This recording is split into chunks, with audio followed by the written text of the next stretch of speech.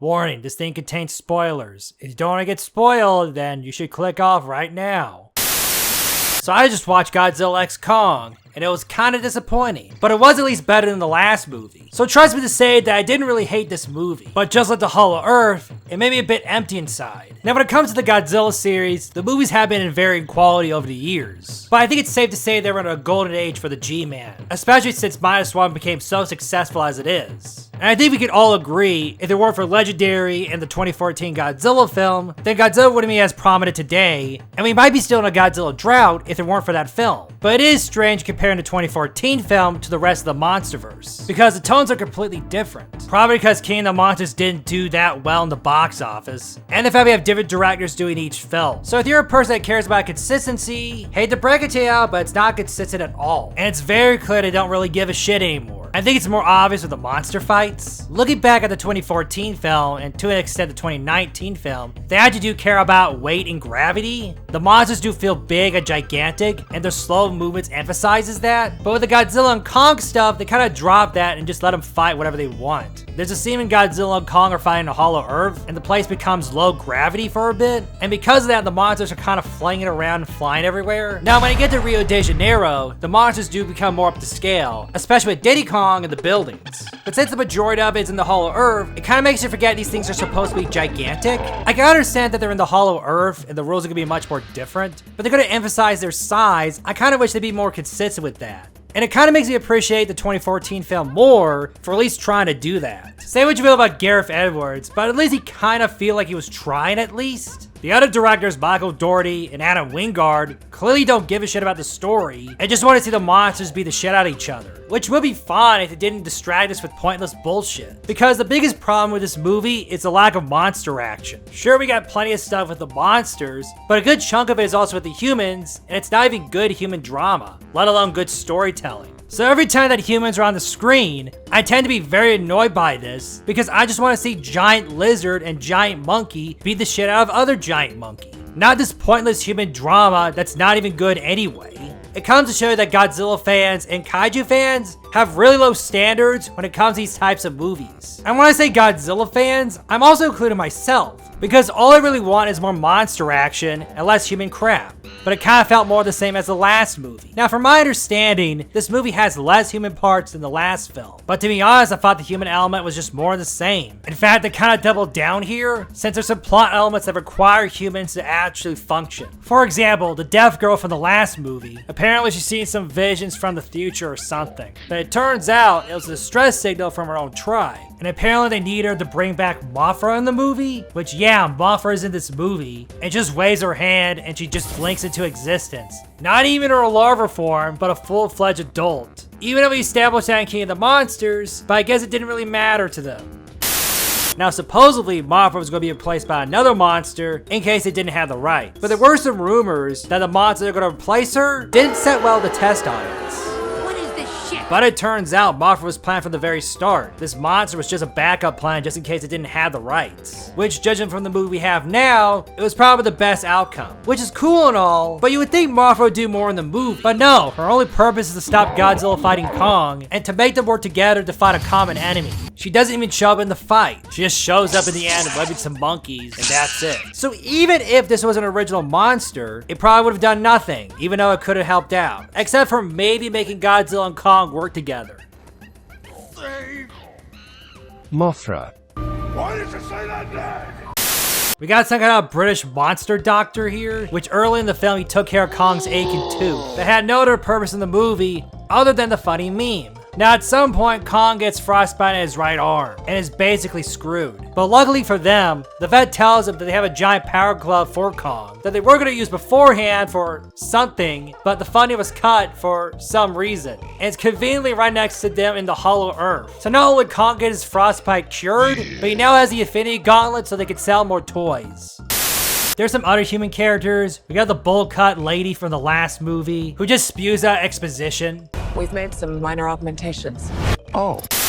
And we also got the conspiratorial black guy as well. And he's joined the gang to the Hollow Earth for some reason. Yeah, let's just bring this guy who's clearly unhinged to join us on our mission. And sure enough, he didn't really do anything. He was funny on occasion, but what did he do exactly? Other than those two other elements, the humans are only just there to spew out exposition, and that's it. They could have changed some things to remove them entirely, and nothing would have mattered. Now, from my understanding, these actors are actually pretty good and talented, but given how the way the film portrays them, someone didn't do their job right.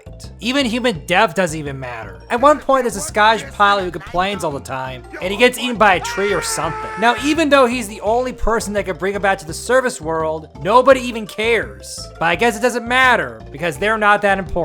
So it's not really much of a shock when they ignore human casualties during the monster fights. But to be honest, it's pretty much what I expected out of this movie. I knew it wasn't going to be like -1 or the other serious Godzilla films, and instead watched something that didn't take itself that seriously and just had some dumb fun with the monsters. Because a lot of Godzilla films were basically like that, which is what I got, and I actually enjoyed it. And if you're satisfied with this, then yeah, I can totally understand why, because I have the same mentality. And it's perfectly fine having junk food on occasion. But my argument is that I wish they went all out with it. If the entire point is about giant monkey and giant lizard beating the shit out of other giant monkeys, then what's the point of having the human elements here at all? It's less an excuse now, since the giant monkeys could easily replace the humans, and the story would still work despite some changes. In fact, they could have done something like Primal and focused more on Kong and Diddy Kong, and it probably would have been a better movie. I think people would watch this movie without any humans at all, and mostly on the monkeys, and it would have made bank.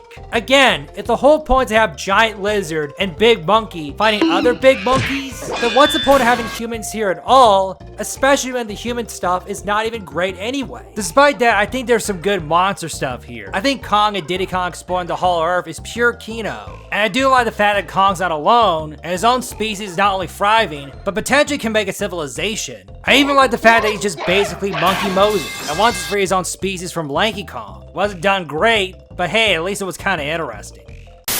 Not so much for Godzilla. Despite being the front of the title, Godzilla's barely in the movie. Instead, he basically grinds for other monsters. And they're kind of a letdown because they're actually kind of short. In Rome, he fights a giant spider Cthulhu thing, just smashes it, and that's it. He then fights a giant sea serpent, he fights it for a few seconds, and then he blows it up. That's the entire fight.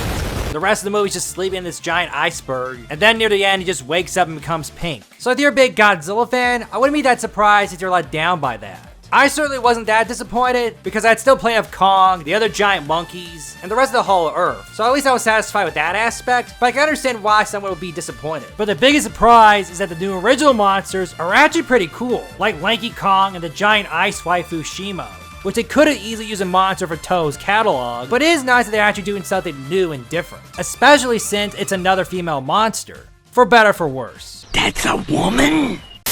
And while Lanky Kong was entertaining, he was also really stupid. Long ago and far away, the Titans basically guarded nature and stuff, while the giant monkeys guarded humanity. Lanky Kong rose up against the Titans, mostly with Godzilla, so Godzilla fought a war with a bunch of monkeys, which explains his racism against Kong. And Godzilla banishes them to the Shadow Realm, also known as the Hollow Earth. Lanky Kong still has a plan to escape the Hollow Earth, is to have the other monkeys to take rocks and put him somewhere else. It's not like they're making a hole to the service world, it's just him forcing the other apes to carry rocks somewhere else. Speaking of which, one of the Kongs, Bluster I think, tells Lanky there's a secret entrance to the service world, which is blocked by a camouflaged wall or something. Which, if that's the case, then how come all the other Kongs didn't fight it by now? Aren't they supposed to be gigantic? Wouldn't they hit the wall by accident at some point? You would think these giant primates that are so desperate to find the service world will look everywhere in Hollow Earth to find the damn place. But nah, it was more important to move rocks around. Soon Lanky brings an entire army of Kongs and Shimo. I say army in quotes because he only brings like 5. You would think he'll bring the entirety of the Kong race with him, but now let's just bring 5. The other guys need to move rocks. I forgot to mention that Lanky Kong has a blue crystal thing that he controls the ice waifu with. Don't know how he got it, but all we know is that he's using that crystal against her will. But it's in the end of his giant bone chain, which is kinda dumb actually. You would think he might have a pouch that's made out of animal skin or something, but now he puts it in the end of his chain. And sure enough, he does lose it.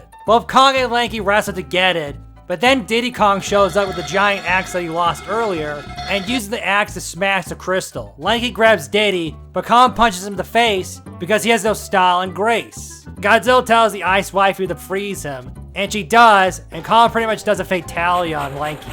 So yeah, Lanky Kong, really dumb. So overall, I was kinda disappointed by this. However, it was more enjoyable and much better than the last movie, and at least it knows what it's trying to be. It's just the fact that the issues from the last movie still exist here. So if you like the dumb monster action despite the other shit, then be my guest, because I can understand why people enjoy this film. As for me and people like myself, I wish there was a lot more meat in those bones. So that's it, check it out, and I'm giving this one 4 lanky teeth out of 10.